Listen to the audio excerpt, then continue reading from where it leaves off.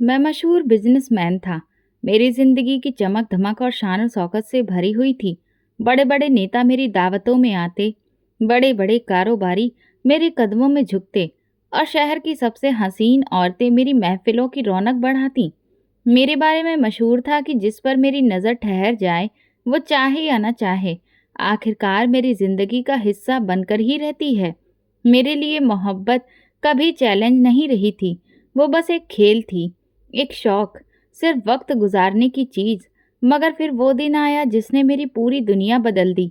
पहली बार जब मेरी नज़र एक आम सी लड़की पर पड़ी, तो मुझे लगा जैसे शहर के शोरगुल में कोई खामोश उजाला उतर आया हो। वो सब्जी वाले की बेटी थी। उसके पास न महंगे जेवर थे, न ब्रांडेड कपड़े, न मेकअप की चमक धमक। उसके कपड़े सादे थे, चाल में अजीब सा शर्मीलापन और आंखों में एक ऐसी मासूम चमक जो मैंने आज तक किसी भी बड़ी से बड़ी महफिल में भी नहीं देखी थी। उस दिन वो अपने बाप के साथ सब्जी की टोकरियां उठाए बाजार में खड़ी थी। धूप में उसका माथा पसीने से भीग रहा था, मगर फिर भी उसके चेहरे की चमक कम नहीं हुई थी। मैंने अपनी गाड़ी रुकवाई। ड्राइवर ने मेरी तरफ हैरत से देखा। मैंने मुस्कुराकर कहा, देखा कितनी अलग है। ड्राइवर ने कहा, साहब ये तो एक आम सी लड़की है, आपकी दुनिया से इसका क्या लेना देना। मैंने हंसते हुए जवाब दिया, यही तो इसकी खासियत है, ये आम है और इसी सादगी में जादू है। उसी लम्हे मेरे दिल ने फैसला कर लिया कि ये लड़की मेरी होगी, चाहे वो माने या ना माने। अगले दिन मैं जानबूझकर उसके करीब गया। वो अपने बाप के साथ ठेले पर बैठी थी। मैंने एक थैला उठाया और पूछा, ये सब्जी कितने की है? उसने सीधी सादी आवाज़ में कहा, जितनी कीमत लिखी है उतनी ही है। मैंने हंसते हुए कहा, अगर मैं दोगुना दाम दूं तो क्या ये सब्जी खास हो जाएगी? वो चौंकी, फिर मेरी आंखों में देखकर बोली, कीमत चीज़ की होती है साहब, नियत की नहीं। उसके शब्द तीर की तरह मेरे सीने में उतर गए। ये पहली बार था जब किसी लड़की ने मेरे मजाक और फ्लर्टी अंदाज को ठुकरा दिया था। मैंने पूछा, तुम्हारा नाम क्या है? वो कुछ देर चुप रही, फिर बोली, नाम से क्या फ़र्क पड़ता है, असली पहचान तो इंसान के किरदार से होती है। मैंने हंसकर कहा, क्या मुझे तुम्हें और बेहतर जानने का मौका दोगी? उसने आंखों में सख्ती भरते हुए कहा, मेरी सगाई हो चुकी है, मैं सिर्फ अपने मंगेतर की हूँ। उसके शब्द मेरे गुरूर पर जोरदार चोट थे। मैं जिसे हर वक्त हाँ सुनने की आदत थी, वहाँ मुझे पहली बार इनकार मिला। ये सिर्फ इनकार नहीं था, बल्कि मेरे घमंड की बेइज्जती थी। मैंने बात को हल्का बनाने की कोशिश की, मगर अंदर का तूफान मुझे हिलाने लगा। मैंने मन ही मन कहा, तुम जानती नहीं कि मैं कौन हूँ। तुम्हारे ये शब्द मेरे लिए चुनौती हैं। तुम जितना इनकार करोगी, मेरा जुनून उतना बढ़ेगा। तुम जितना भागोगी, मैं उतना ही करीब आऊँगा। कुछ दिन बाद मैंने उसके बाप को रास्ते में रोक लिया। हाथ में पैसे थमाते हुए कहा, तुम्हारी बेटी को शहर के अच्छे कॉलेज में एडमिशन दिलवा दूंगा, उसका भविष्य चमका दूंगा। मगर उसने पैसे फेंक दिए और कहा, साहब हम गरीब हैं, मगर अपनी इज्जत का सौदा नहीं करते। मेरी बेटी का भविष्य भगवान के हाथ में है, किसी इंसान के नहीं। ये सुनकर मेरे अंदर आग लग गई। मेरी दौलत को कभी किसी ने ठुकराया नहीं था, और यहाँ बाप बेटी दोनों मेरे गुरूर को कुचलने पर तुले थे। फिर एक दिन मैंने उसे कॉलेज गेट पर रोक लिया और कहा, देखो मैं तुम्हें वो जिंदगी दूंगा जिसकी तुमने कभी कल्पना भी नहीं की होगी। वो रुकी, मेरी तरफ देखा और बोली, मैंने सपने दौलत के नहीं देखे, मेरे सपने सच्चाई और मोहब्बत के हैं, और वो मुझे अपने मंगेतर में मिल गए हैं। किसी और की तरफ तो मुझे देखना भी नहीं है। ये कहकर वो चली गई और मैं पत्थर का सा खड़ा रह गया। दिल किया वहीं चीखूं, उसे पकड़कर कहूं कि तुम्हें हक नहीं मुझे इस तरह से ठुकराने का, मगर मैं खामोश रह गया। मेरी खामोशी के पीछे तूफान छुप गया था। मैंने अपने दिल में एक फैसला किया, अब ये मामला सिर्फ मोहब्बत का नहीं रहा, ये मेरे गुरूर की जंग बन चुका था। रात गए, मैं अपने महल जैसे घर के बड़े कमरे में बैठा था। आईने में अपना चेहरा देख रहा था। मैंने आईने के सामने कहा, कभी किसी ने मुझे मना नहीं किया, कभी किसी ने ये हिम्मत नहीं की कि मेरे सामने खड़ा हो, और आज एक सब्जी वाले की बेटी ने मुझे ठुकरा दिया। ये कैसे हो सकता है? नहीं, ये नहीं हो सकता। मैंने सिगरेट सुलगाई और धुआं छोड़ते हुए कहा, तुम्हें लगता है तुम बच जाओगी? नहीं, तुम्हें मेरे कदमों में आना ही होगा। ये मेरी जिद है, ये मेरा घमंड है। तुम चाहे जितनी अच्छी हो, जितनी सीधी सादी हो, इन सब का कोई मतलब नहीं। तुम्हें मेरा होना ही होगा। उस दिन के बाद मेरा दिल और बेचैन रहने लगा। मैंने सोचा शायद अभी वो मेरी असली हैसियत नहीं जानती है। मैंने अपने नौकर को हुक्म दिया कि एक कीमती कार में उसे कॉलेज छोड़ने और लाने की पेशकश करे। जैसे ही वो गेट पर पहुंची, ड्राइवर ने उसके सामने गाड़ी रोकी और बोला, साहब ने कहा है कि आपको ये रुतबा दिया जाए। अब आप बसों और रिक्शों में नहीं जाएंगी। ये कार सिर्फ आपके लिए है। उसने ड्राइवर की तरफ देखा और मुस्कुराकर कहा, अपने साहब से कह देना, इज्जत कारों में नहीं बसती। और वो बिना पीछे देखे अंदर चली गई। ये जवाब सुनकर मेरी मुट्ठियां कस गईं। मुझे लगा जैसे उसने मुझ पर तमाचा मार दिया हो। मैंने ठान लिया कि अब मैं खुद उससे बात करूंगा। अगले दिन मैं कॉलेज के बाहर पहुंच गया। जैसे ही वो निकली, मैंने गाड़ी रोककर उसके सामने खड़ी की। बैठ जाओ, मैंने सख्त लहजे में कहा। वो रुकी। उसने मेरी आंखों में देखा और बोली, रास्ता दीजिए, मुझे घर जाना है। मैंने दरवाज़ा खोल दिया और कहा, तुम्हें घर नहीं, ख्वाब दिखाने हैं। वो ख्वाब जो तुम्हारा मंगेतर कभी नहीं दिखा सकता। वो चुप खड़ी रही, फिर बोली, मेरे ख्वाब दौलत के नहीं होते। मुझे सुकून चाहिए और सुकून झूठ और घमंड से नहीं मिलता। ये सुनकर मेरा सब्र टूटने लगा। मैंने कहा, समझ लो, अगर तुमने मेरा साथ ना दिया तो तुम्हारा मंगेतर अपनी मामूली सी नौकरी भी नहीं बचा सकेगा। वो हल्का सा मुस्कुराई और बोली, मेरी खुशी उसकी मौजूदगी में है, ना कि उसकी नौकरी में। अगर वो सब कुछ खो भी दे तो भी मैं उसी की ही रहूंगी। उसकी बात ने मुझे अंदर तक हिला दिया। पहली बार लगा जैसे मैं ताकत के बावजूद हार रहा हूँ, लेकिन ये हार मैं मानने वाला नहीं था। कुछ दिन बाद मैंने अपनी कंपनी के दफ्तर में उसके मंगेतर की फाइल मंगवाई। वो एक छोटे से दफ्तर में क्लर्क था और मेरे लिए ये मालूम करना कोई मुश्किल नहीं था। मैंने अपने नौकर से कहा, कल उसका नाम लिस्ट से काट देना। उसे समझाओ कि वो किससे पंगा ले रहा है। अगले ही दिन वो लड़का नौकरी से निकाल दिया गया। मुझे अंदर से तसल्ली मिली कि अब वो लड़की खुद देखेगी कि अगर मैं चाहूँ तो उसकी दुनिया एक झटके में बदल सकता हूँ। मैंने मौका देखकर उसके सामने बात की। वो गली से गुजर रही थी। मैंने रास्ता रोक कर कहा, देख लिया, तुम्हारे मंगेतर को नौकरी से निकाल दिया गया है। अभी भी वक्त है, मेरा हाथ थाम लो। मैं तुम्हें ऐसी जिंदगी दूंगा जहां फिक्र नाम की कोई चीज़ नहीं होगी। वो पल भर के लिए रुकी। उसकी आंखों में नमी उभरी। मैंने सोचा अब वो झुक जाएगी, मगर उसने कहा, नौकरी तो वापस आ सकती है, लेकिन तुम्हारे जैसे घमंडी इंसान के पास मेरा दिल कभी नहीं जा सकता। मेरा चेहरा गुस्से से लाल हो गया। मैंने सख्त लहजे में कहा, अगर तुम्हें अपनी खुशी प्यारी है तो सोच लो, अगली बार तुम्हारे मंगेतर के साथ कुछ और भी हो सकता है। वो हंसी, मगर उसकी हंसी में अजीब सा विश्वास था। उसने जवाब दिया, जान ले लो, मगर मेरा दिल कभी तुम्हारा नहीं होगा। उसकी ये बात मेरे अंदर जहर की तरह उतर गई। लगा जैसे उसकी निडर आंखों ने मेरे घमंड को तोड़कर रख दिया हो। उसके बाद मैंने अलग अलग तरीके आजमाए। एक दिन मैंने उसे शहर के सबसे बड़े शॉपिंग मॉल में देखा। मैंने अपने नौकर को भेजा कि उसे कीमती कपड़े और जेवर तोहफे के तौर पर दे, लेकिन उसने तोहफा पकड़ने की बजाय सेल्स गर्ल्स को लौटा दिए और बोली, ये किसी और के हैं, मेरे नहीं। दूसरे दिन मैंने अपने दोस्त के ज़रिए उसे कॉलेज के एक प्रोजेक्ट में शामिल होने का ऑफ़र दिलवाया, जिसमें बड़ी स्कॉलरशिप थी।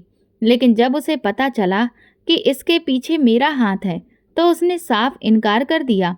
तीसरे दिन मैंने अपनी कंपनी के विज्ञापन के लिए उसकी तस्वीरें खिंचवाने का बहाना किया।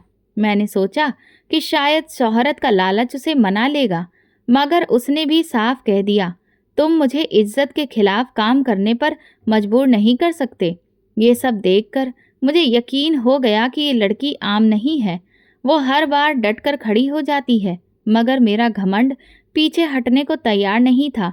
मैंने एक शाम अपने दोस्तों के सामने ऐलान किया, ये लड़की मेरी जिद है, और मैंने जब भी किसी चीज़ को जिद बनाया है वो कभी मेरे हाथ से नहीं निकली। एक दोस्त ने हंसते हुए कहा, अगर वो लड़की वाकई इतनी निडर है जितना तुम कहते हो तो तुम्हें हार मिल सकती है। मैंने मेज पर मुक्का मार कर कहा, मेरी हार मुमकिन नहीं। ये लड़की चाहे दुनिया के सामने कहे कि वो मेरे करीब नहीं आना चाहती, एक दिन वो सबके सामने मेरा नाम लेने पर मजबूर होगी। ये कहकर मैंने सिगरेट का कश लिया और बाहर झांका। उसकी तस्वीर फिर आंखों के सामने आ गई। वो सादे कपड़ों में हंसते हुए अपने मंगेतर के साथ चल रही थी। ये मंजर मुझे अंदर से जख्मी कर गया। उस दिन के बाद मेरी दुनिया का मकसद सिर्फ वही लड़की बन गई। मैंने ठान लिया कि अब उसे चैन से नहीं रहने दूंगा। उसके कॉलेज की गलियों में मेरे आदमी हमेशा मौजूद रहते। जब भी वो क्लास से निकलती, किसी न किसी कोने में मेरी नज़र उस पर टिकी होती। मैं अक्सर खुद भी गाड़ी में आकर खड़ा हो जाता और दरवाजे के पास उसे देखता। जैसे ही वो नज़र आती, मैं गाड़ी का शीशा नीचे करता और धीरे से कहता, एक दिन लोग तुम्हें मेरे नाम से पहचानेंगे। वो कुछ कहे बिना तेज कदमों से निकल जाती। उसकी ये खामोशी मेरे लिए आग थी। मुझे लगता था कि वो मेरे शब्दों को नज़रअंदाज नहीं कर सकती, मगर वो जितना चुप रहती, मेरी जिद उतनी ही बढ़ती जाती। एक दिन मैंने जानबूझकर उसके दोस्तों के सामने गाड़ी रोकी। वो 3 लड़कियां उसके साथ थीं। मैंने दरवाज़ा खोला और इशारा किया, आओ, मैं तुम्हें छोड़ देता हूँ। उसकी सहेलियां हैरान होकर उसे देखने लगीं, मगर वो सीधे आंखों में देखकर बोली, रास्ता दीजिए। मैंने ताना मारते हुए कहा, सबके सामने इनकार कर रही हो? सोच लो, कल यही सब तुम्हें मेरे नाम से जानेंगी। वो कुछ बोली नहीं, लेकिन उसके कदमों की तेजी ने साफ कर दिया कि वो कितनी सख्ती से मेरा वजूद काट रही है। मेरी बेचैनी और बढ़ गई। मैंने उसके मंगेतर पर फिर वार करने का फैसला किया। एक शाम मैंने अपने आदमियों को हुक्म दिया कि उसे मोहल्ले में बदनाम करने की कोशिश करें। मेरे लोग वहां गए और शोर मचाया कि वो लड़की मुझसे रिश्ता रखे हुए है। गली में बातें शुरू हो गईं, लेकिन वो लड़की अपने दरवाजे पर खड़ी होकर बोली, ये सब झूठ है। मेरा नाम सिर्फ एक इंसान से जुड़ सकता है और वो मेरा मंगेतर है। उसकी आवाज़ इतनी मजबूत थी कि लोग चुप हो गए। मेरे आदमी लौटे और कहने लगे, साहब, ये लड़की तो डरने वाली नहीं है। मैंने गुस्से से कहा, डरना पड़ेगा इसे, वरना मैं इसका जीना हराम कर दूंगा। मैंने अगला वार उसके कॉलेज की इज्जत पर किया। उसके प्रोजेक्ट के बारे में झूठी अफवाहें फैला दी। क्लास के बीच ये बात फैलाई गई कि वो अपनी कामयाबी के लिए मेरा सहारा लेती है। एक दिन कॉलेज के प्रिंसिपल ने उसे बुलाकर कहा, बेटा, तुम्हारे बारे में कुछ ऐसी बातें सुनने को मिल रही हैं जो कॉलेज की इज्जत के खिलाफ हैं। वो परेशान नहीं हुई, बस पूरे भरोसे से बोली, सर, मैंने अपनी ज़िंदगी में कभी झूठ का सहारा नहीं लिया। अगर कोई मुझ पर इल्ज़ाम लगा रहा है तो उसका जवाब वक्त खुद देगा। प्रिंसिपल मेरी ताकत को जानते हुए मामला दबा गया, मगर उसके भरोसे ने मुझे फिर से जला दिया। मैंने अपनी जिद को और बढ़ाने के लिए एक और रास्ता निकाला। एक दिन उसके मंगेतर को सड़क पर मेरे आदमियों ने घेर लिया।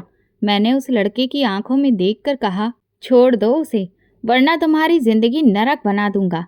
तुम एक मामूली इंसान हो और वो मेरे जैसा चाहने वाला पा सकती है।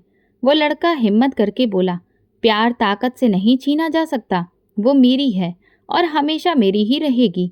मैंने अपने आदमियों को इशारा किया। उन्होंने उसे धक्का दिया और वो ज़मीन पर गिर गया। मैंने कहा, ये तो बस शुरुआत है।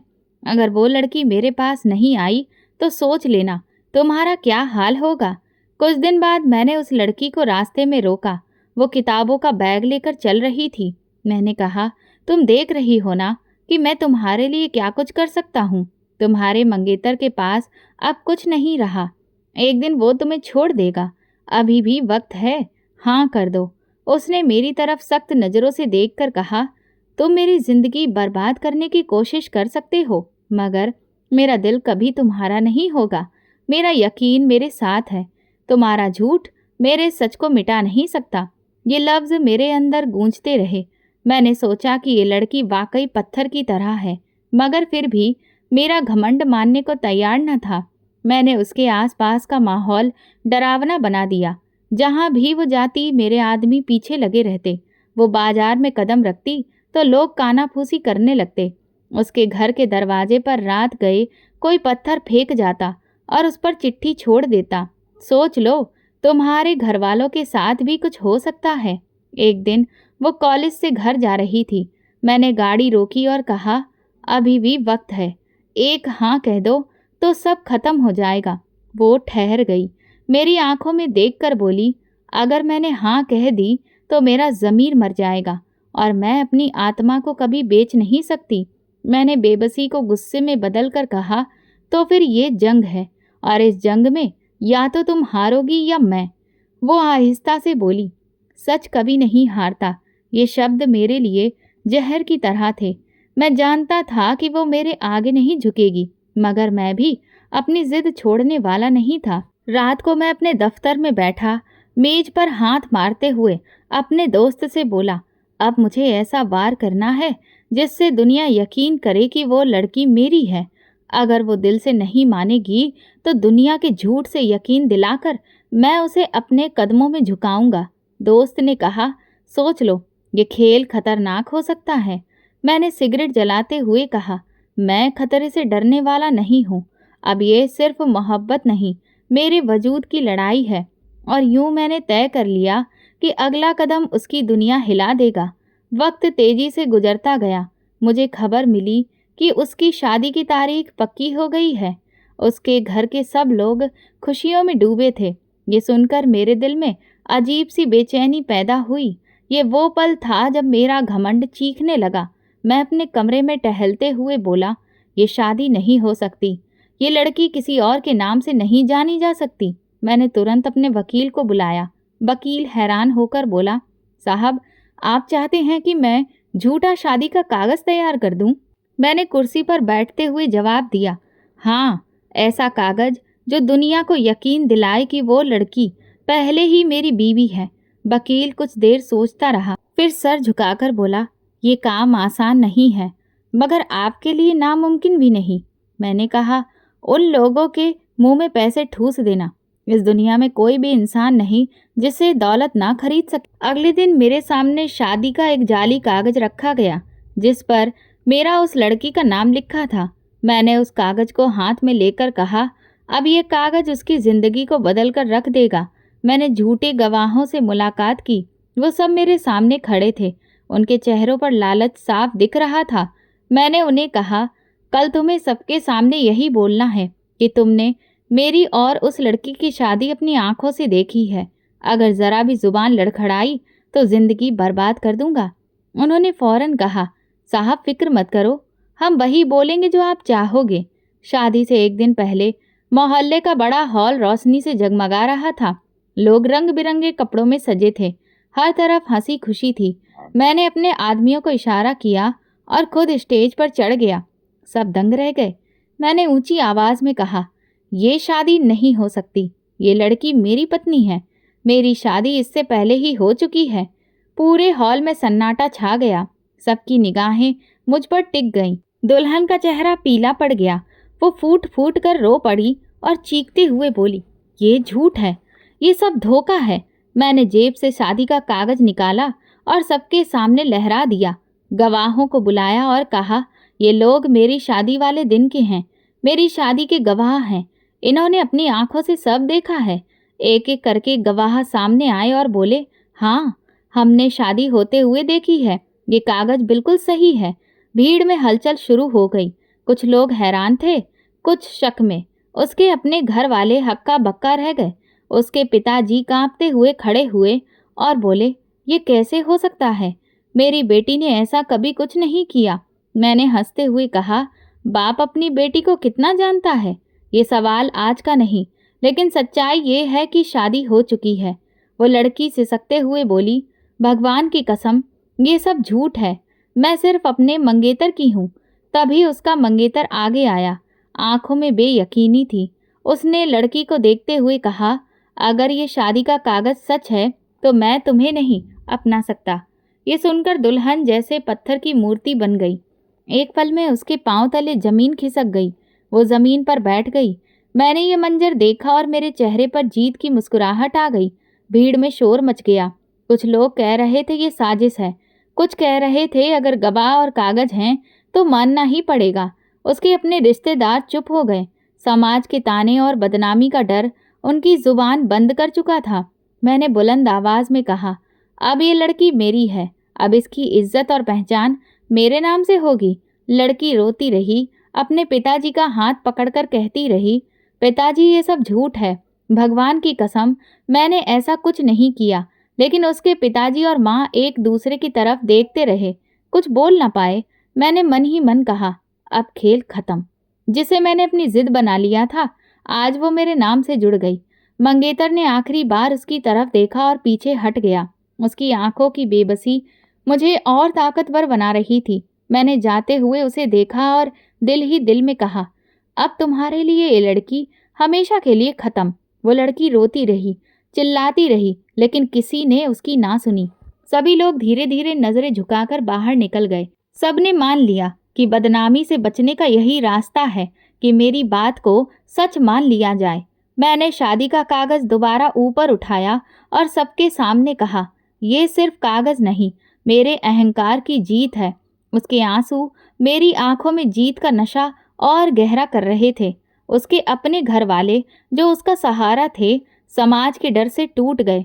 उनके कानों में बार बार यही गूंज रहा था, लोग क्या कहेंगे। और फिर उन्होंने वही फैसला कर लिया जो किसी बाप को अपनी बेटी के लिए नहीं करना चाहिए। उन्होंने मेरे साथ हुए इस रिश्ते को मान लिया। मैं जानता था ये फैसला मोहब्बत से नहीं, डर से किया गया है, मगर मुझे कोई फर्क नहीं पड़ा। मैंने जीत हासिल कर ली थी, जिसके लिए सब दांव पर लगा दिया था। शादी के दिन वो सुर्ख जोड़े में मेरे पास बैठी थी। उसके चेहरे पर वो खुशी नहीं थी जो दुल्हन के चेहरे पर होती है। वहाँ सिर्फ खामोशी थी, पत्थर जैसी खामोशी। मैंने सबके सामने उसका हाथ पकड़कर कहा, अब ये मेरी है। भीड़ खामोश रही, लेकिन मुझे अपनी जीत की आवाज़ ही सुनाई दे रही थी। और बस मेरी उससे शादी हो गई। महल जैसे घर के दरवाजे पर जब वो मेरे साथ अंदर आई तो नौकरों ने फूल बरसाए, लाइटें जल उठीं, लेकिन उसके चेहरे पर कोई असर न आया। मैंने सोचा, वक्त गुजरते ही सब बदल जाएगा। दौलत और शान से कौन बच सकता है? ये लड़की भी मान जाएगी। रात आई, कमरे का दरवाज़ा बंद किया। कमरा रोशनी से भरा था, दीवारों पर महंगी तस्वीरें, बिस्तर पर रेशमी चादर। मैंने उसकी तरफ कदम बढ़ाए और गुरूर से कहा, अब तुम मेरी हो। दुनिया ने देख लिया, तुम्हारे घर वालों ने देख लिया, तुम्हारे मंगेतर ने भी तुम्हें छोड़ दिया। अब तुम्हारे पास मेरे अलावा कोई नहीं। वो बिना पलक झपकाए बैठी रही। मैंने पास आकर कहा, ये जिद कब तक चलेगी? मैंने तुम्हें पा लिया है, तुम्हें अब मेरे नाम से पहचाना जाएगा। मैंने सोचा वो चिल्लाएगी, मुझे धक्का देगी, शोर मचाएगी, मगर कुछ नहीं हुआ। उसके होठों पर मौत जैसी खामोशी छाई थी। उसकी आंखों में वो रोशनी नहीं थी जो किसी जिंदा इंसान की होती है। वहाँ सिर्फ खालीपन था, जैसे रूह पहले ही निकल चुकी हो। मैं एक पल के लिए डर गया, लेकिन तुरंत खुद को समझाया, वक्त का खेल है, सब बदल जाएगा। मैंने अपनी जीत मान ली, लेकिन मुझे पता नहीं था कि यही मेरी सबसे बड़ी हार थी। अगले दिन बंगले का माहौल बदल गया। नौकर आपस में फुसफुसाने लगे। दीदी जो खाना बनाने वाली औरत थी, बोली, साहब की नई पत्नी तो बिल्कुल चुप रहती है, किसी से बात ही नहीं करती, ना हंसती है ना रोती है। एक नौकर ने कहा, हमारे साहब बड़े गुरूर वाले हैं, शायद नई पत्नी डर के मारे चुप रहती है। मैंने इन बातों पर ध्यान नहीं दिया। मैंने उसे गहने दिए, महंगी साड़ियाँ और परफ्यूम। मैंने कहा, देखो ये सब तुम्हारे लिए है, अब तुम रानी की तरह रहोगी। वो खामोशी से देखती और एक तरफ रख देती। मैंने उसे डिनर पर बुलाया। लंबी टेबल पर तरह तरह के महंगे खाने रखे थे। मैंने कहा, ये सब तुम्हारे लिए है, दुनिया की कोई औरत ऐसा खाना नहीं खाती। उसने एक निवाला लिया और छोड़ दिया। उसकी खामोशी मेरे अंदर शोर मचाने लगी। एक शाम मैंने उसे गार्डन में ले जाकर कहा, ये गार्डन तुम्हारा है, ये महल तुम्हारा है, सब तुम्हारे कदमों में है। वो पत्थर की तरह खड़ी रही और धीरे से बोली, मेरे दिल को ये सब नहीं चाहिए। ये सुनकर मैं हिल गया। मैंने सख्ती से कहा, याद रखो, अब तुम्हारी पहचान सिर्फ मेरे नाम से है, तुम चाहो या ना चाहो, तुम मेरी हो। उसने मेरी आंखों में देखते हुए कहा, हाँ, तुम्हारे नाम से पहचानी तो जा सकती हूँ, लेकिन मेरा दिल कभी तुम्हारा नहीं होगा। उस रात मैंने आईने में खुद को देखा और मुस्कुराते हुए कहा, मैं जीत गया हूँ, वो अब मेरे घर में है। मगर तभी आईने के अंदर से एक आवाज़ आई, सच में तुम जीते हो या तुमने एक जिंदा इंसान को कैद करके खुद को बेवकूफ़ बनाया है? मैंने उस आवाज़ को झटक दिया, अपने गुरूर को सच्चाई मान लिया। लेकिन असलियत ये थी कि जिसे मैं अपनी सबसे बड़ी जीत समझ रहा था, वही मेरी सबसे बड़ी हार थी। मेरे महल की बत्तियां हमेशा चमकती रहती थीं, लेकिन उन रोशनियों में भी अजीब सा सन्नाटा था। मुझे लगता था कि दौलत, ताकत और रुतबा आखिरकार एक दिन उसके दिल को बदल देंगे। मैंने अपनी पूरी दौलत उसके कदमों में रख दी। एक दिन मैंने बहुत ही खूबसूरत महंगा डायमंड का हार मंगवाया और उसके सामने रखकर कहा, देखो, ये हार दुनिया में किसी के पास नहीं है, ये सिर्फ तुम्हारे लिए है। अब तो तुम्हें यकीन आ जाना चाहिए कि तुम ही मेरी दुनिया हो। उसने हार को हाथ में उठाया, एक पल देखा और फिर वापस टेबल पर रख दिया। उसके होंठ बंद रहे, आंखों में कोई चमक नहीं थी, सिर्फ खालीपन। मैंने कहा, कुछ तो कहो, तुम्हें पसंद नहीं आया? वो धीरे से बोली, जेवर पहनने के लिए दिल चाहिए और मेरा दिल तो कहीं और ही रह गया है। ये शब्द मेरे गुरूर को अंदर तक चीर गए, मगर मैंने हंसकर छुपा लिया और कहा, वक्त के साथ सब बदल जाएगा। मैंने उसके लिए खास डिनर का इंतजाम किया। बड़े हॉल में म्यूजिक बज रहा था, टेबल पर दुनिया के सबसे अच्छे खाने रखे थे। मैंने कहा, ये सब तुम्हारे लिए है, तुम अब मेरी रानी हो। वो खामोशी से कुर्सी पर बैठ गई। मैंने उसके सामने निवाला रखा, लेकिन उसने बस एक नज़र डाली और प्लेट साइड में कर दी। मैंने पूछा, भूख नहीं है? वो धीरे से बोली, भूख तो दिल के सुकून से जुड़ी होती है, जब दिल ही खाली हो तो खाने का क्या फ़ायदा? मेरी मुस्कुराहट थम गई। नौकर दरवाजे पर खड़े सब देख रहे थे। मैंने इशारे से सबको बाहर भेज दिया। दरवाज़ा बंद होते ही मैं उसके पास झुककर बोला, ये सब कब तक चलेगा? मैं तुम्हें अपनी दुनिया बना चुका हूँ, अब तुम्हारे पास भागने का कोई रास्ता नहीं। वो खाली आंखों से बोली, कैद खाना चाहे महल का हो या जेल का, कैद खाना ही रहता है। उसकी ये बात मेरे सीने पर बोझ बन गई। मैंने सिगरेट जलाई और कमरे में टहलने लगा। एक पल को लगा कि शायद मैंने गलती की है, मगर अगले ही पल गुरूर ने मुझे झुकने नहीं दिया। खुद से कहा, नहीं, ये मेरा फैसला है और सही है, एक दिन ये भी झुक जाएगी। मैंने एक और तरीका अपनाया। मैंने उसे शहर के सबसे बड़े फैशन शो में ले जाना चाहा। मैंने कहा, वहाँ सब तुम्हें देखेंगे, तुम्हें मेरे साथ देखकर सब जलेंगे। वो सख्त लहजे में बोली, मैं तमाशा नहीं बनना चाहती, मुझे दिखावे की जिंदगी पसंद नहीं। मैंने कहा, तुम मेरी बीवी हो, तुम्हारा फर्ज है कि मेरी इज्जत बढ़ाओ। वो बोली, इज्जत दिखावे से नहीं, किरदार से बढ़ती है। उसके ये शब्द मेरे लिए एक और जख्म थे। मैंने गुस्से में डांटने की कोशिश की, लेकिन वो खामोशी से अपने कमरे में चली गई। कुछ दिन के बाद मैंने सोचा, शायद पूजा पाठ के जरिए उसका मन बदल जाए। मैंने घर में उसके लिए एक छोटा सा मंदिर बनवाया और कहा, ये जगह तुम्हारे लिए है, यहाँ आकर प्रार्थना करो, शायद तुम्हारा दिल सुकून पाए। वो वहाँ ज़रूर जाती थी, लेकिन बस चुपचाप बैठी रहती। नौकर ने मुझे बताया, मेम साहब घंटों पूजा पर बैठती हैं, मगर उनके होठों से एक शब्द नहीं निकलता। उसकी ये खामोशी मुझे अंदर से तोड़ रही थी। मैं हर दिन अलग बहाना बनाकर उससे बात करने की कोशिश करता, कभी बाग में चलने को कहता, कभी म्यूजिक सुनने को, मगर उसका जवाब हमेशा एक ही होता, मेरा दिल खुश नहीं है, ये सब बेकार है। एक दिन मैंने अपने दोस्तों को दावत दी। सब मेरे बंगले पर आए और ठहाके लगाते रहे। मैंने चाहा वो उसे देखे ताकि सबको लगे कि मैं कामयाब हूँ। मैंने नौकर से कहा, मेम साहब को बुलाओ। वो आई, लेकिन चेहरे पर कोई एक्सप्रेशन नहीं था। दोस्तों ने आपस में कहा, ये तो जिंदा लाश लगती है। मैंने हंसकर बात टाल दी, मगर उनके शब्द मेरे कानों में गूंजते रहे। रात को मैंने उससे कहा, जानती हो लोग तुम्हें क्या कहते हैं? जिंदा लाश। क्या तुम्हें अच्छा लगता है? वो धीरे से बोली, मैं जिंदा नहीं रही, तुमने मेरा वजूद छीन लिया, अब सिर्फ सांसें बची हैं। ये सुनकर मैं पहली बार हिला। सोचा शायद सच में मैंने उसकी रूह को कैद कर दिया है, मगर फिर गुरूर ने फुसफुसाया, नहीं, वक्त की बात है, तुम्हारी ताकत सब बदल देगी। मैंने आखिरी कोशिश की। एक शाम कहा, चलो नई जगह चलते हैं। वहाँ सब कुछ देखो जो तुमने कभी सपने में भी नहीं देखा होगा। वो बोली, मेरा सुकून किसी नए शहर या सपने में नहीं है।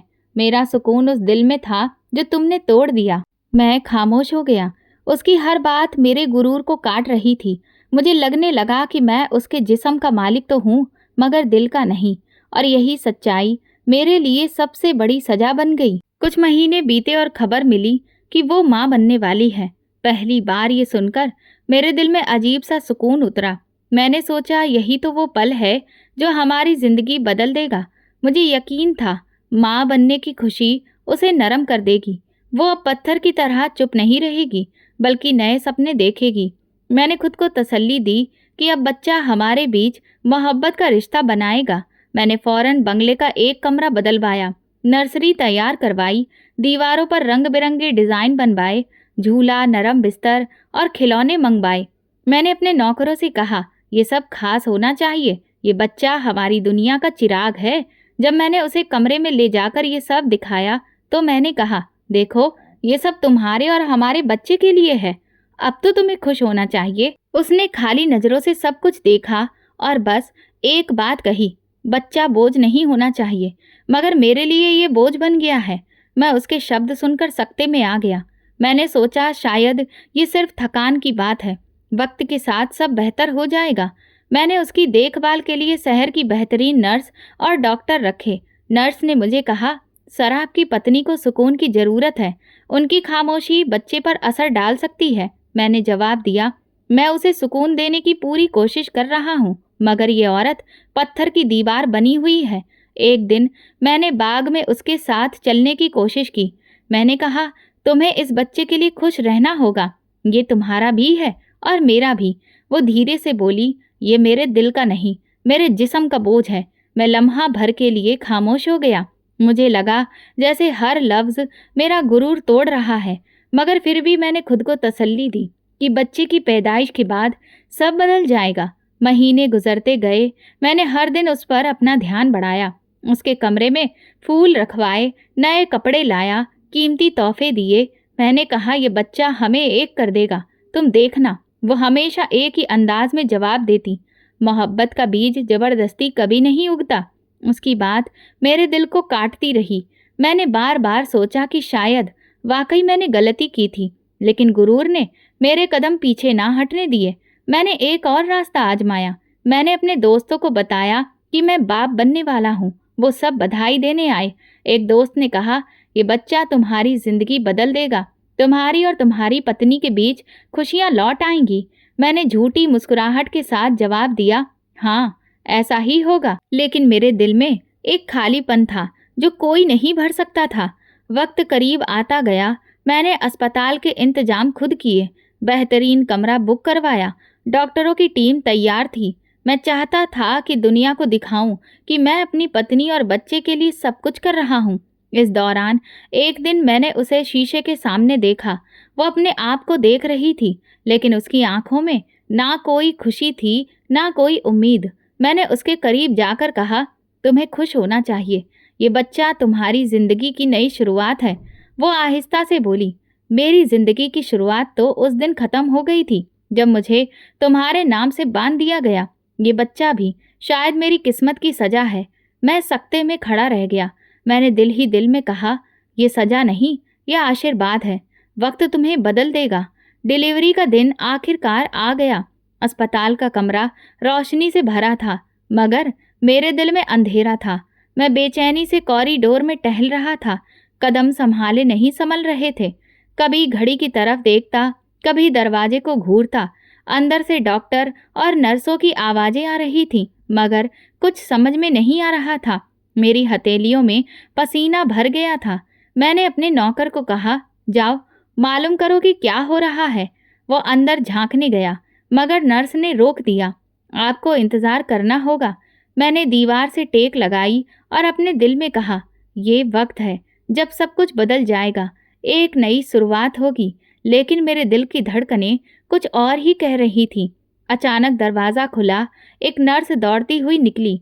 उसके हाथ खून से सने तौलिए में लिपटे हुए थे। मैंने आगे बढ़कर कहा, क्या हुआ? उसने कहा, हम पूरी कोशिश कर रहे हैं, मगर हालत बिगड़ती जा रही है। मेरा दिल कांप उठा। मैंने डॉक्टर को बुलाया और गुस्से में कहा, ये सब कुछ तुम्हारे काबू में क्यों नहीं है? मैंने बेहतरीन इंतजाम किए थे। डॉक्टर ने गंभीर लहजे में जवाब दिया, जिंदगी और मौत हमारे बस में नहीं है। हम अपनी पूरी कोशिश कर रहे हैं। मैं आगे कुछ भी नहीं बोल सका। अंदर से दबी दबी कराहों की आवाजें आ रही थीं। वो आवाजें मेरे दिल को चीर कर रख रही थीं। मैं चाहता था भाग कर अंदर जाऊं, उसका हाथ थाम लूं और कहूं, लड़ो, मगर मुझे छोड़कर मत जाना। मगर मैं बेबस खड़ा रहा। एक एक मिनट कई घंटे की तरह गुजरा। फिर एकदम सब कुछ खामोश हो गया, जैसे अंदर की दुनिया थम गई हो। मैंने दरवाजे को घूरना शुरू किया। हर लम्हा सदियों की तरह गुजरता रहा। फिर डॉक्टर बाहर आया। उसके चेहरे पर उदासी थी। मैं लपक कर आगे बढ़ा और कहा, कैसा है सब कुछ? उसने आहिस्ता से कहा, बच्चा जिंदा है। लेकिन मेरा दिल धक्क से रह गया। लेकिन क्या? डॉक्टर ने मेरी आंखों में देखते हुए कहा, आपकी पत्नी खामोशी से दुनिया से छोड़ गई। ना कोई चीख, ना कोई आखिरी शब्द, वो बस चली गई। मेरे कानों में ये शब्द हथौड़े की तरह गूंजे। मैंने दीवार को पकड़कर सहारा लिया। मेरा जिस्म कांपने लगा। मैंने खुद से कहा, नहीं, ये मुमकिन नहीं, ये सब मेरा सपना था। वो कैसे मुझे छोड़ सकती है? मैं अंदर भागा। बिस्तर पर वो लेटी थी। उसकी आंखें बंद थीं। चेहरे पर अजीब सा सुकून था। मैंने उसका हाथ पकड़ा और कहा, उठो, तुम्हें मेरी जिद पूरी करनी है। तुम्हें ये साबित करना है कि मैं हारा नहीं हूँ। लेकिन उसका हाथ ठंडा था, पत्थर की तरह। नर्स ने आहिस्ता से कहा, सर, अब कुछ नहीं हो सकता। मैंने चीख कर कहा, नहीं, इसे वापस लाओ। मैं दुनिया की सबसे बड़ी ताकत हूँ। मैं सब कुछ खरीद सकता हूँ। इसे वापस लाओ। डॉक्टर ने धीरे से सिर झुका लिया और बोला, हम मजबूर हैं। मैं वहीं जमीन पर बैठ गया। मेरी आंखों के आगे अंधेरा छा गया। मेरा गुरूर, मेरी जिद, मेरी जीत, सब बेकार हो गया। वो चली गई थी और जाते जाते मेरे दिल पर ऐसा जख्म दे गई थी जो कभी नहीं भर सकता। अस्पताल के कॉरिडोर में लोग धीरे धीरे मेरे पास आकर ढांढस बंधाने लगे, मगर मैं किसी की भी बात नहीं सुन पा रहा था। मुझे सिर्फ उसके आखिरी लम्हों की खामोशी सुनाई दे रही थी, वो खामोशी जो चीख से भी ज्यादा डरावनी थी। नर्स ने बच्चे को मेरी गोद में दे दिया। वो नन्ही सी जान रोते हुए इस दुनिया में आई थी। मैंने उसे देखा, मगर मेरी आंखों के आगे बार बार उसकी माँ का बेरंग चेहरा घूमने लगा। मैंने बच्ची को सीने से लगाया और मन ही मन कहा, तुम उसी का हिस्सा हो। मगर वो तो मुझे छोड़कर चली गई। मैं अस्पताल से बाहर निकला। लोग मुझे देख रहे थे। कुछ कह रहे थे, बिन माँ की बच्ची कैसे पलेगी? कुछ कह रहे थे, ये सब किस्मत का खेल है। मैंने किसी की भी बात नहीं सुनी। मेरा दिल सिर्फ यही कह रहा था कि मेरी जिद ने मुझसे सब कुछ छीन लिया। जब मैंने अपनी नन्ही बेटी को पहली बार गोद में लिया तो उसके रोने की आवाज ने मेरे सीने को काट डाला। वो रोती हुई दुनिया में आई थी और उसकी माँ उसे अकेला छोड़ गई थी। मेरा दिल जैसे टूट कर बिखर गया। मैंने खुद से कहा, अब मैं इसका पापा भी हूँ और माँ भी। मुझे इसे ऐसा सहारा देना होगा कि इसे कभी कमी महसूस ना हो। बंगले के लोग मेरे चारों तरफ खड़े थे। उन्होंने कहा, आप फिक्र मत करो, हम सब मिलकर इस नन्ही बेटी की देखभाल करेंगे। मैंने उनकी तरफ देखकर कहा, ये बच्ची मेरी सांसें हैं। इस पर किसी की भी नज़र उठी तो मैं बर्दाश्त नहीं करूँगा। मैंने अपने ऑफिस का काम कम कर दिया और ज़्यादा वक्त घर में बिताने लगा। हर रोज़ शाम को मैं उसके कमरे में जाता, झूले के पास बैठता और उसके नन्हे हाथों को अपनी उंगलियों में पकड़ता। वो छोटी सी जान मुस्कुराती तो मुझे लगता कि जैसे टूटी हुई दुनिया में एक नई रोशनी उतर आई हो। मैंने उसका नाम नैना रखा। मैंने कहा, ये मेरी जिंदगी की सबसे बड़ी रोशनी है। उसकी परवरिश के लिए मैंने अच्छे अच्छे नर्स और गवर्नर रखे, लेकिन दिल हमेशा यही चाहता था कि मैं खुद उसके करीब रहूं। रात को जब वो रोती तो मैं खुद उसे गोद में उठाकर थपथपाता। नौकर लोग अक्सर हैरान रह जाते। एक ने कहा, साहब, ये काम तो हम कर सकते हैं। मैंने सख्ती से जवाब दिया, ये मेरा फर्ज है, किसी और का नहीं। वक्त गुजरता गया। नैना बड़ी होने लगी। मैंने उसे राजकुमारियों की तरह पाला। उसके कमरे में खिलौनों का ढेर लग गया। मैंने कहा, इसे इस दुनिया की हर खुशी मिलनी चाहिए। एक दिन जब वो बोलना सीख रही थी तो उसने पहली बार पापा कहा। ये सुनकर मेरी आंखों से आंसू निकल पड़े। मैंने उसे गोद में उठाया और कहा, हाँ, मैं तुम्हारा पापा हूँ और हमेशा रहूँगा। दिल के अंदर एक कसक हमेशा रही। हर बार जब मैं नैना को देखता मुझे उसकी माँ याद आती, उसका खालीपन, उसकी खामोश आंखें और ये ख्याल कि मेरी जिद और जुल्म की वजह से वो इस दुनिया से चली गई। नैना के सवाल भी बढ़ने लगे। एक दिन उसने पूछा, पापा मेरी माँ कहाँ है? बाकी बच्चों के साथ उनकी माएँ आती हैं, मेरी क्यों नहीं आती? मेरे दिल में जैसे किसी ने तीर मार दिया। मैंने पल भर सोचा और कहा, तुम्हारी माँ तुम्हारे लिए दुआ बनकर आसमान में रहती है, वो हर वक्त तुम्हें देख रही है। नैना ने मासूमियत से पूछा, क्या वो मुझे देखकर खुश होती हैं? मैंने आंसू पोंछते हुए कहा, हाँ, वो तुम्हें देखकर खुश होती हैं। मगर मेरा दिल चीख रहा था, नहीं, वो खुश नहीं हो सकती। मैंने उनसे सब कुछ छीन लिया। मैंने नैना का एडमिशन एक बहुत अच्छे स्कूल में करवाया। मैं चाहता था कि वो आम बच्चों की तरह रहे, मगर साथ ही उसे वो सब कुछ मिले जो मैंने अपनी जिद में खो दिया था। स्कूल के पहले दिन मैं खुद उसे छोड़ने गया। मैंने कहा, डरो नहीं, तुम्हारे पापा तुम्हारे साथ हैं। वो मुस्कुराकर बोली, पापा आप भी साथ चलो। मैंने उसे गले लगाया और कहा, मैं बाहर हूँ, हमेशा तुम्हारे करीब। नैना की मासूम बातें मेरे दिल को नरम कर देती, मगर हर बार जब वो माँ के बारे में पूछती तो मेरे जख्म फिर से हरे हो जाते। एक दिन उसने कहा, पापा सब कहते हैं कि मेरी माँ बहुत अच्छी थी, क्या आप उन्हें याद करते हो? मैंने धीरे से कहा, हाँ, हर पल याद करता हूँ।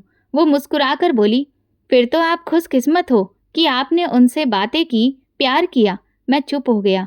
मेरे होठों पर कोई जवाब न आया। दिल ही दिल में मैंने कहा, मोहब्बत नहीं की थी, जुल्म किया था। अगर मोहब्बत की होती तो आज वो जिंदा होती। नैना को खेलने का बहुत शौक था। वो जब भी मेरे ऑफिस के कमरे में आती तो मेरी फाइलें बंद कर देती और कहती कि पापा काम छोड़ दो और मेरे साथ खेलो। मैं सब कुछ छोड़कर उसके साथ बैठ जाता। हम दोनों खिलौने बिछाते और मैं खुद को कुछ पल के लिए आम बाप जैसा महसूस करता। वही बाप जो सिर्फ अपनी बेटी की हंसी में सुकून तलाश करता है। आज जब मैं अपनी बेटी नैना को देखता हूँ तो मेरे दिल में अजीब सा दर्द उठता है।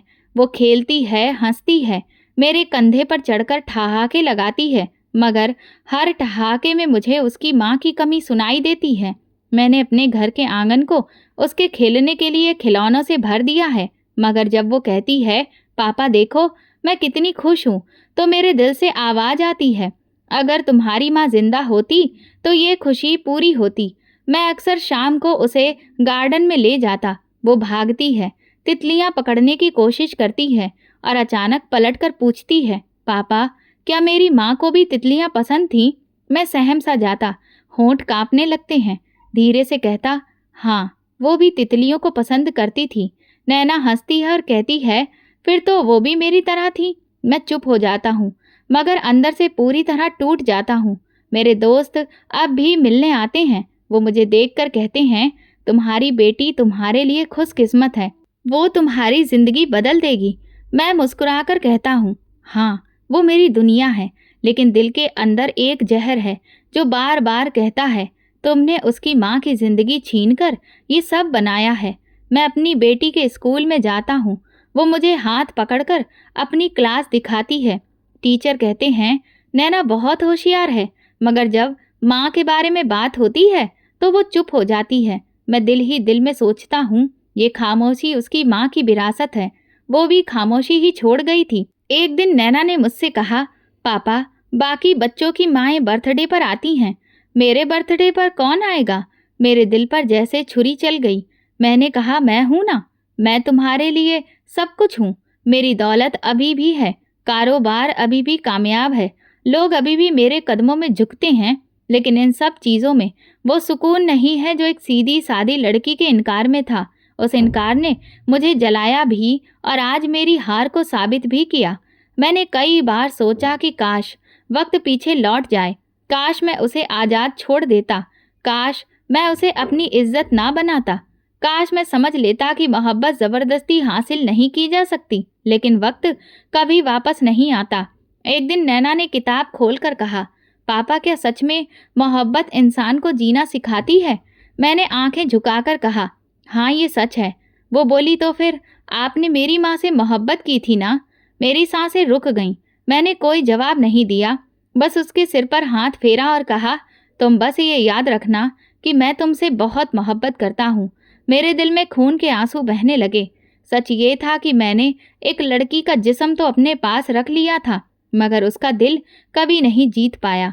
मेरी सारी दौलत, रुतबा और ताकत राख हो गए। वो मुझसे कभी मोहब्बत ना कर सकी और ये सच मेरी जिंदगी की सबसे बड़ी हार बन गया।